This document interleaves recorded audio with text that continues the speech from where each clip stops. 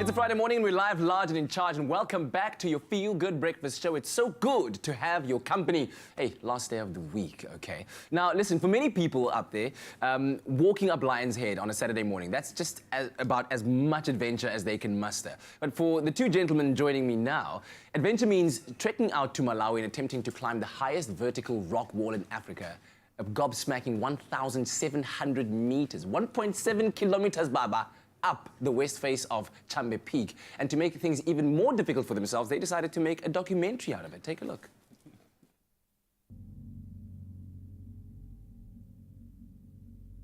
It's the highest single wall in Africa. It's almost a mile high. And the fastest this route has ever been climbed was over 17 hours by two South African real bona fide big wall climbers, which we're not.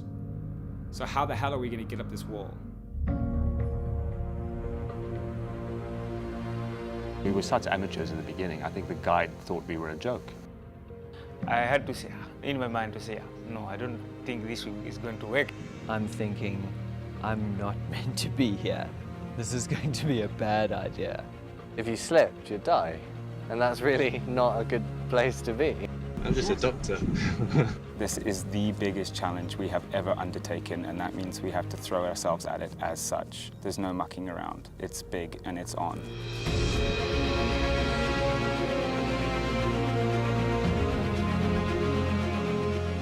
I mean, after that, these two gentlemen deserve a round of applause.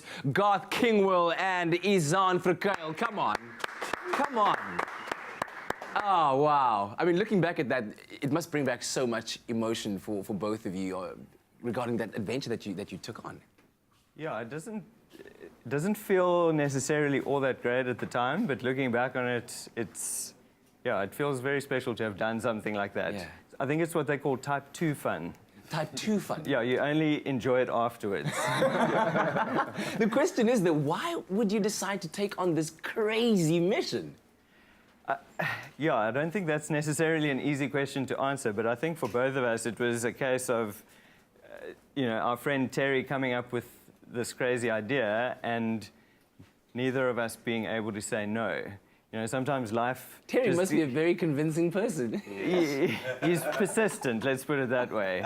So you kind of just have this opportunity that comes before you and you just, even though rationally it seems like a bad idea, you kind of just have to say yes and go for it. Oh, man, but I can just imagine that the rewards afterwards, after completing this, must be just unbelievable. But how do you prepare yourselves for something like this, and how does the expectation match up against the reality?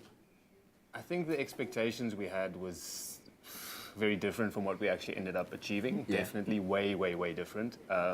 Preparation-wise, I mean, Garth and Terry did a little trip to the UK where Terry tried to get Garth on some ropes and got him into climbing a little bit because Garth doesn't really Just up climb. some wall in a gym somewhere, right?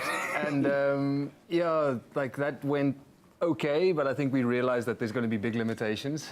And then me and Terry we're not really big wall climbers, so we did a little trip to Spain and just did like a biggish climb there, just to kind of get a feeling for climbing trad and climbing together, because we've never done anything like this together. That's incredible. So we all kind of prepared for it separately. Yes. And then, I mean, Jeremy, we never met until we got to Malawi. So, yeah, wow. We all had our own little missions to prepare, but in the end, it all came together. That's big trust over there, because I mean, you're trusting that these people are going to look after you as much as you want to be looking after them as well. And God, for you, the fact that you had never climbed before, and you agreed to this. Take me through the emotions. I mean, obviously you've kind of gone through the mental mantras and you've counseled yourself, but you're now on the mountain. You are climbing 1.7 kilometers. What's going through your mind? How much of your lunch are you able to keep down? Yeah, well, I think the first day that we got on the wall, there was a lot of doubt because we were suddenly in this somewhat precarious situation, and I thought, well, this is a bad idea. Why did I agree to do this? And suddenly the scale of what we were trying to do just seemed impossible. And so, I mean, as a non-climber, it was always going to be a challenge for me as the filmmaker to get into positions to, you know, be able to get decent angles on these guys going up the rock face. Yeah, because there's no second takes. No, that's it. One take. You got to get it right the first time. He did make us do a second take. On a Oh, he particularly crappy section. Let's not get. sorry. No, go down a few more. Yeah, okay. Come up again. So, what do you both take out of this experience? Good question. I think, like I said before, it's just one of those situations where opportunity comes knocking and you have to say yes. And we are capable of so much more than we know. Let that sink in. Mulanje is the name of the documentary. Where is it available? Where can we watch it?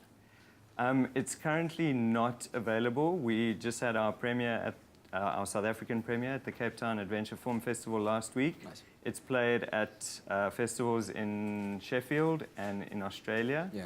And we're just kind of doing the festival route at the moment. Nice one. And then we'll see what happens. We are looking forward to seeing it one day when it finally makes its way onto our screens. But one more time, guys, Garth Kingwell and Izan Fikredo. Well done, guys. Fantastic. Nice one.